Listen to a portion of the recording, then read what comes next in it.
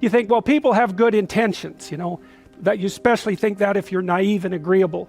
So all of you who are sitting there out there thinking people have good intentions, you're probably high in agreeableness. But that's not always the case. People can have very dark motivations that are fully conscious and very well elaborated. And you can't just be thinking about people who have good intentions but have somehow gone wrong. If you ever meet someone who isn't like that and you think that, you're just a tree with ripe fruit to be plucked. So you don't want to be in that situation. You have to keep your eyes open. I've seen people who are in families where probably nothing they were ever told was true. Like it was never just true. It was always twisted and bent in some way by whoever was talking to them for the purposes of that person. Power or domination or positive illusion or delusion or something. Like all the communication within the family was motivated. And so it's so awful to grow up in an environment like that because you can't get a grip on what's real. And then, it can get worse than that in that the person will tell you that they love you and they'll act all sweet, but every time you do anything that's even vaguely productive and useful, they'll just criticize you to death. And all the while telling you that they love you. It's really horrible. And that's all tangled up with deception and lies. And it's a weird thing because if you look at the Freudian hypotheses, you'll notice that Freud attributed an awful lot of psychopathology to repression, right? But I think the distinction between repression and self-deception or deceit is very permeable. It's like, what's the difference between repressing something and lying to yourself about it? Well, Freud would say often that repression occurs unconsciously, but I really wonder about that. I think that what happens is that something happened or you did something that you don't like and it's bothering you and you could think it through, but you just decide not to. You just don't think it through, so it's left vague and uncertain and it's fairly emotionally salient, but you just refuse to think it through, and you practice doing that until you've built up a habit of not thinking that through, and then you forget that you've built up the habit, and then it's like it's being repressed unconsciously. But I think that or at least you knew when you first did it. And so, when you meet people who are acting in a twisted and peculiar way, and you ask yourself, they're very manipulative, say, you ask yourself, well, do they know what they're doing? The answer to that could be, well, no. But another answer could be, yeah, but they knew once. They knew when they made the decision to start acting like that, but after they did it 100 times or so, and made it into an automatic routine, well, then they forgot its origin, and now it runs autonomously. And so now they don't know, but they did know.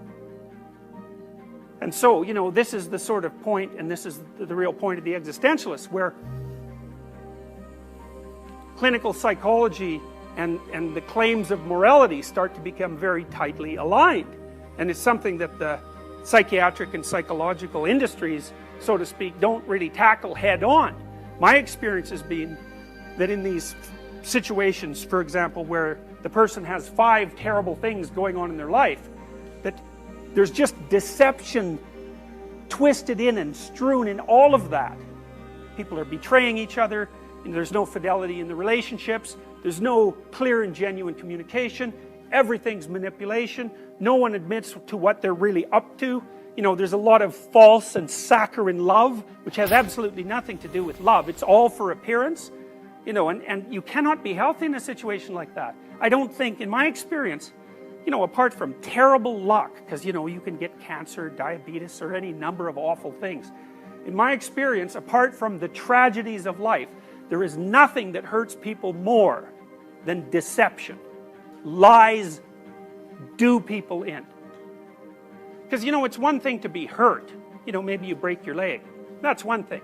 It's another thing to be attacked by 2 or 3 people who break your leg and do everything they can to demean you at the same time. It's like lots of people break their leg and they're not traumatized. It's very few people who can go through the latter experience without being, seriously and permanently damaged. I talked to David Buss and Robert Trivers within the last month. Great evolutionary biologist, great evolutionary psychologist. Trivers told me he looked at a new paper on psychopaths. He's very interested in psychopaths because one of the problems human societies have is Well, how do you keep the really malevolent types under control? Now, women solve that problem in part by being unfortunately predisposed by their nature, we might say, to want men who are somewhat aggressive. Because you need someone around who's a little monstrous to keep the real monsters away. And so women have this tough choice to make with men because they need someone who's strong enough to be protective, let's say, in an intimidating manner when the circumstances warrant it, but also simultaneously productive, kind, and generous enough to share. And those two things are somewhat antithetical. And you see that's variation in the personality dimension, agreeableness. But really disagreeable people, they're kind of self-centered, harsh, and blunt. But really agreeable people, they're complete bloody pushovers. And so agreeable people are nice and kind and empathetic and all of that. And those might be wonderful traits, particularly if you're taking care of defenseless infants. But they lay you open to predation by Machiavellian psychopaths. And so it's very hard for us to figure out how to thread the needle, say, so that we can be simultaneously kind enough to be kind to infants and, tough enough to regulate our societies.